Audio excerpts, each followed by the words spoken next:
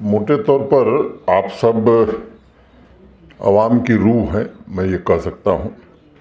और जितने लोग यहाँ इकट्ठे हैं, आप सब लोगों ने जम्मू कश्मीर को आगे बढ़ाने में अपने अपने ढंग से मदद किया है, चाहे वो बिजनेस से जुड़े हुए लोग हैं, एजुकेशन से, या इलेक्टेड रिप्रेजेंटेटिव हमारे हैं। यहाँ की तरक्की के बारे में कुछ चर्चाएं हुई हैं, मैं उसके विस्तार में नहीं जाना चाहता हूं, लेकिन मुझे लगता है कि ये केवल प्रशासन के कारण नहीं हुआ है। आप सबके सहयोग के कारण जो कुछ बदल हुई है उसमें आपका भी बड़ा योगदान है। कई मित्रों ने बताया, ये ऐसे मौके मुझे लगता है कि जीवन में शायद एक बार आते हैं और वो डेस्टिनी देती है, और मैं मानता हूँ कि डेस्टिनी ही है जिसके कारण ये अवसर मिला है। उसमें माननीय प्रधानमंत्री जी के विशेष रूप से हम सब शुक्रगुजार हैं। एक तो प्रेसिडेंसी मिलना भारत को, ये एक बड़ी बात है। मैं उस विस्तार में नहीं जाना चाहता हूँ कि जीडीपी में कितना कंट्रीब्यूशन है, आप सब लोगों ने सुना है, उस दोहराना मैं नहीं चाहता।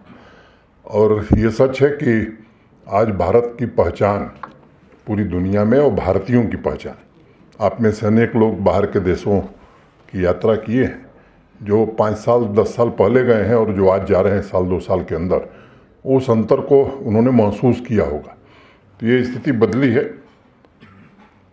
ये आयोजन कोई प्रशासन का आयोजन है ऐसा मैं नहीं मानता हूँ, ये जम्मू कश्मीर के हर नागरिक का आयोजन है। और मुझे लगता है कि ये जो हमारा लोकल एस्पिरेशन है, ये अब ग्लोबल एस्पिरेशन से कैसे जुड़ सकता है, इस अवसर का लाभ हम इसमें उठा सकते हैं।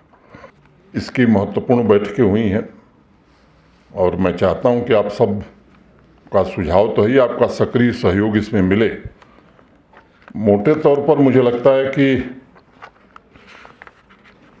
कई विषयों पर अनेक लोगों ने राय दी है। पिछले 3-4 सालों में, आप खास तौर से पैंडेमिक के बाद, जो सबसे ज़्यादा सेक्टर प्रभावित हुआ वो टूरिज़्म का ही रहा है। पिछला जो वर्ष है 2022 का, उसमें रिकवरी काफ़ी तेज गति से हुई। अगर 2021 की तुलना में 2022 को आप देखेंगे तो जो स्टैटिस्टिक्स बता रहे हैं करीब 172% ग्रोथ हुआ है। अब इसे और कैसे आगे बढ़ाया जाए, इकोलॉजी का भी ध्यान रखते हुए और विकास के साथ साथ विरासत को भी जोड़ते हुए, इन बातों पर विशेष रूप से ध्यान देने की कोशिश हो रही है। अब कोविड-19 का प्रभाव बहुत ज़बरदस्त रहा है, उससे अब बाहर निकल रहे हैं हम लोग। और इस संदर्भ में जो पहले मीटिंग हुई, चाहे वो बाली में हुई हो या गोवा में हुई हो, जो लक्ष्य रखे गए हैं वो ग्रीन टूरिज़्म, हमारा सबसे महत्वपूर्ण जो 5 थीम है उसमें ग्रीन टूरिज़्म है, डिजिटाइजेशन है, स्किल्स माने टूरिज़्म के स्किल्स, और एमएसएमईज़ कैसे हम टूरिज़्म सेक्टर में ला सकते हैं, और डेस्टिनेशन मैनेजमेंट। ये मुख्य 5 मुद्दे होंगे जिस पर की चर्चा होगी, लोग राय रखेंगे और एक फाइनल आउटकम आएगा। मुझे लगता है कि इन सब विषयों पर तो चर्चा होगी ही, लेकिन टूरिज़्म के लिए सबसे आवश्यक चीज़ें क्या हैं, या किसी इलाके के विकास के लिए सबसे आवश्यक चीज़ें क्या हैं, तो मुझे लगता है कनेक्टिविटी सबसे महत्वपूर्ण मैं मानता हूँ।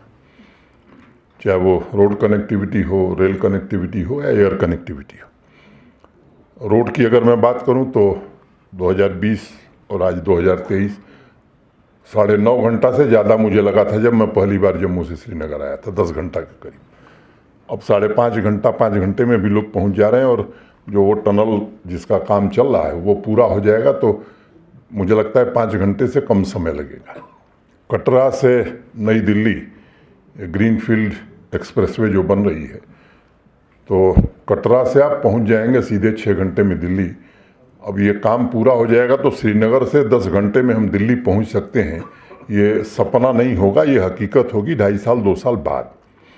रेलवे कनेक्टिविटी की अगर मैं बात करूं तो जनवरी एंड या फरवरी फर्स्ट वीक में शायद कश्मीर कन्याकुमारी से जुड़ जाएगा।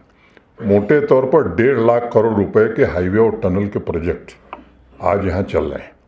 अगर मैं स्पीड की बात करूं तो मुझे याद है जिस साल मैं आया था, वो उसकी तुलना में और इस साल 10 गुनी रफ्तार हमारी प्रोजेक्ट पूरी करने में बढ़ गई है। 10 गुनी। कल JKIDFC की कुछ प्रोजेक्ट का इनाग्रेशन मैंने किया, लोकार्पण किया, जनता को समर्पित किया।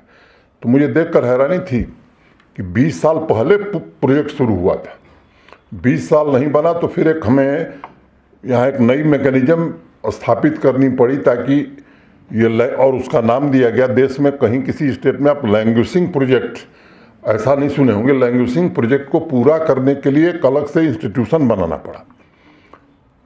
तो मुझे लगता है कि काफ़ी हद तक उससे बाहर निकले हम लोग।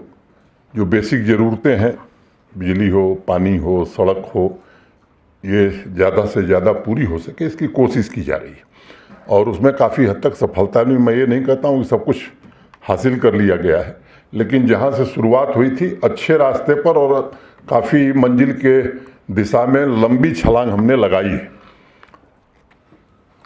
कृषि एग्रीकल्चर की बात मैडम ने उठाई, हार्टिकल्चर। मैं आपको एक बात बताना चाहता हूँ कि पिछले 6-8 महीना पहले एक कृषि विशेषज्ञों की एक समिति हमने बनाई थी और उन्होंने बड़ी मेहनत करके यहाँ प्रोग्राम बनाया है और वो प्रोग्राम मैं आपको बताना चाहता हूँ कि देश की कई राज्य सरकारें उसी को कॉपी करने लगी हैं। और उसमें जिस दिन उन्होंने प्रेजेंटेशन किया था, हमारे प्रशासन के भी साथी थे, उन्होंने कहा कि जो बजट एग्रीकल्चर और एलाइड सेक्टर का है उसके अलावा हमें 5013 करोड़ रुपये चाहिए आने वाले 5 साल में।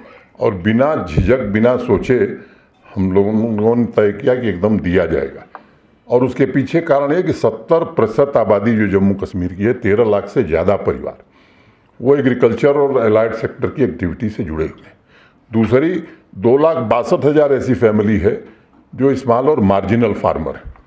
तो उस पर, और मैं आपको आश्वस्त ये करना चाहता हूँ कि अब तक देश में आज़ादी के बाद ऐसा दस्तावेज कहीं नहीं बना है।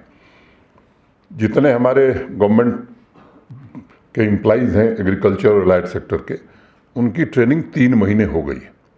मैं आपको हंसी के लिए एक छोटी घटना बताता हूँ। मेरे ऑफिस में एक डिप्टी सेक्रेटरी है, उसकी बीबी काम करती है एग्रीकल्चर डिपार्टमेंट में। तो उसने अपने एक सहयोगी से किया कि एग्रीकल्चर वाले पागल हो गए हैं, पता नहीं कितना ज्ञान हो गया कि जब मैं घर जाता हूं तो मुझे रोज़ वो 29 प्रोजेक्ट के बारे में बताने लगती है। मैंने इस लेवल की ट्रेनिंग हुई। अब जो दूसरा अभियान चला है, किसान संपर्क अभियान, मैं अनंतनाग गया था, बडगांव के डीडीसी चेयरमैन साहब थे, अभी 2 दिन पहले ही मैं वहाँ था। इच्छा मेरी है कि मैं हर प्रोग्राम में जो मेरे जाने से फिर वो संपर्क अभियान और ट्रेनिंग नहीं होती है, वो सभा हो जाती है, इसलिए मैं नहीं जा रहा। मैं आपको एक आंकड़ा आपके सम्मुख रखना चाहता हूँ कि ये 4था राउंड हमने ख़त्म किया है, अगस्त 31 तक चलेगा।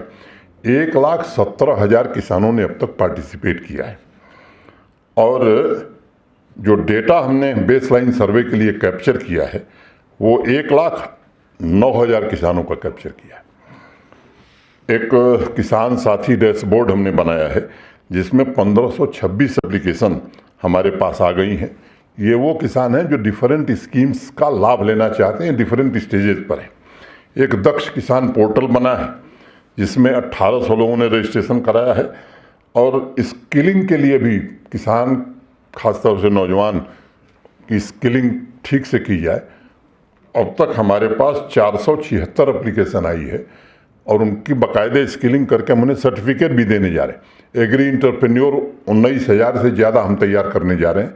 उसमें आज समय नहीं कि मैं विस्तार से बताऊं। तो एक कोशिश हम सब कर रहे हैं। एक तो मैं शुक्रगुजार हूं कि आप सब आए और दूसरा ये कि यह जो G20 का इवेंट है, ये मैंने पहले ही कहा कि ये हम सबका इवेंट है और हम सब लोग मिलकर के इस इवेंट को ठीक से पूरा करें। किसी राज्य के विकास में किन किन चीज़ों की भूमिका हो सकती है? एजुकेशन निश्चित रूप से top priority, agriculture, allied sector, यहाँ के लिए टूरिज़्म, अब हैंडलूम, हैंडीक्राफ्ट। मुझे बताते हुए यहाँ सब लोग जुड़े हुए हैं, डाउनवर्ड ट्रेंड हमारे यहाँ 12-13 साल से चल रहा था। अब मैं आज आपके बीच ये कह रहा हूँ कि अब एक्सपोर्ट का अपवर्ड ट्रेंड यहाँ जम्मू कश्मीर में शुरू हो गया, बड़े छोटे इंटरवेंशन से। चाहे वो कारपेट की GI टैगिंग हो या QR कोड हो या पश्मीना की हो, इन सब चीज़ों ने अब मदद देनी शुरू कर दी। टूरिज़्म को इंडस्ट्री का दर्जा जो न्यू इंडस्ट्रियल स्कीम बनी है उसमें दिया गया हॉस्पिटैलिटी सेक्टर को। 250 करोड़ का इन्वेस्टमेंट पिछले 2 साल में इसमें आया है और 17 करोड़ की सब्सिडी भी हम दे चुके हैं। मैं आंकड़ों के साथ इस बात को कहना चाहता हूँ। और मुझे लगता है कि एक बात हमें ध्यान में रखने की है कि अगर हमें अच्छी सर्विस चाहिए तो सर्विस का भुगतान तो आदमी को करना चाहिए, और समर्थ लोग अगर नहीं करते तो मुझे लगता है फिर अच्छी सेवाएं हम नहीं दे सकते। हाँ, उस आदमी की बात मैं समझता हूँ जो गरीब है, जो कमज़ोर है। अगर समर्थवान लोग, सक्षम लोग सुविधा सेवाओं के लिए भुगतान करेंगे तो यकीनी तौर पर मैं कह सकता हूँ कि गरीब लोगों का ख्याल अब प्रशासन और अच्छे ढंग से कर पाएगा। तो ये 2-4 बातें मुझे आपसे कहनी थी, और आप सब आए, आपने भागीदारी की, मैं आप सबको हृदय से शुक्रिया अदा करता हूँ। जिन्होंने सुझाव दिया है, डिविजनल कमिश्नर और डीसी ने नोट किया है, जो उसमें करने लायक है वो ज़रूर किया जाएगा। और जो साथी अवसर नहीं पा सके उनसे मैं निवेदन करूँगा कि कृपया लिखित रूप से आप भेज दें। धन्यवाद।